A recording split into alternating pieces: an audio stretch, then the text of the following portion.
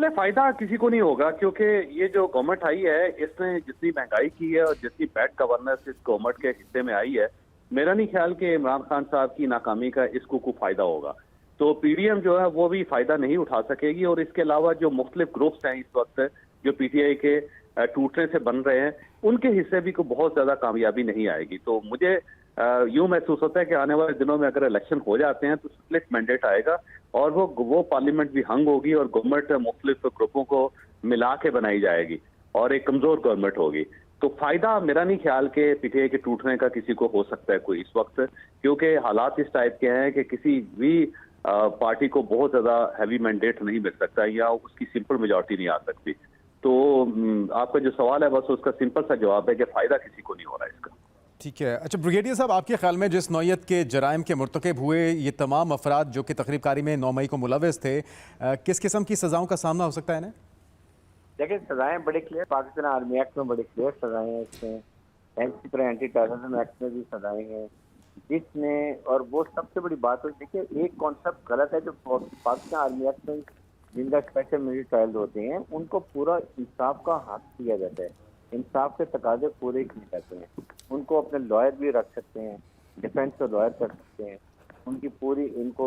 मौका दिया फाइट पेश करने का। नाइंसाफी कभी भी नहीं होती, सिर्फ फर्क ये होता है कि जल्दी ट्रायल होता है, स्पीडी ट्रायल होता है और उसके बाद सजा दी जाती है। और क्योंकि सिविल में मैंने देखे कि बहुत लंबे सजाएं दी जाती है, बहुत देर कर दी जाती है। वो जो एक इंसाफ का तकाजा के speedy justice delay justice denied, वो वाली बात नहीं होनी चाहिए। तो ये इसलिए कि लेकिन ये सिलेक्टिव होंगे, बाकी लोगों को सिविल कानून के मुताबिक सजा होगी, जो किसी के हाथ में खेले हैं जिनके गुनाह कम है उनको जाहिर है कि माफ कर दीजिएगा। आई एम श्योर के अपने लोगों को इस तरह भी हम सजाएं नहीं देते, ये गलत प्रोपेगेंडा किया जा रहा है। साथ ही साथ ये देखना है कि अब इस स्टेज के मौके पे जो एक प्रोपेगेंडा किए गए हैं जिससे कि फौज बात की गई है, फिर ये बताया गया जी कि ये बड़ा जुल्म हो रहा है, ये बताना जरूरी था कि अपने शोहदा को हम कभी भी उनकी जो बेहुरमती बर्दाश्त नहीं करते। ये मोरल ऑफ ट्रूथ के लिए बहुत ज्यादा है। और जो जावेद साहब बात कर रहे थे बिल्कुल ठीक है, ये फायदा इस हुकूमत को भी नहीं होगा, इसलिए नहीं होगा कि इस हुकूमत की कारकर्दगी पिछले 1 साल में 0 है। आज अगर ये इनकी परफॉर्मेंस होती है, डिलीवर किया होता,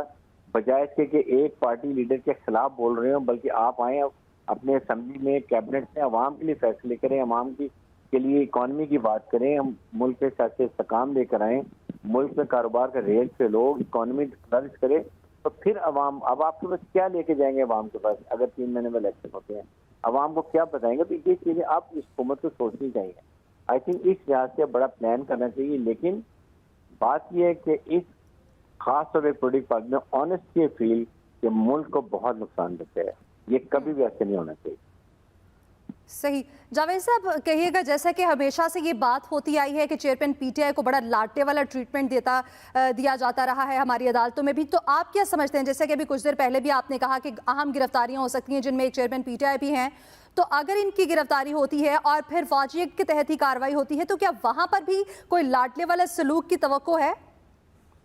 जी, अगर 9 और 10 मई ना होता तो फिर लाडले का सलूक तो डेफिनेटली इनके साथ हो रहा था और मजीद इनको इस सलूक से बहरामंद किया जाता, इनको फैज़याब किया जाता। लेकिन अब गलती वो इतनी बड़ी कर चुके हैं कि जिसमें मेरा नहीं ख्याल कि पाकिस्तान के अंदर कोई इदारा या कोई शख्सियत या फिर कोई ग्रुप इनकी मदद कर सकेगा, क्योंकि ये बिल्कुल ऐसे है जैसे आपने पाकिस्तान तोड़ने का फैसला कर लिया हो। तो जब आप इतना बड़ा काम करेंगे, इतना बड़ा सान्या उससे जिम्मेदार आप बन जाएंगे, तो फिर आपको रिलीफ कहाँ से मिलेगा?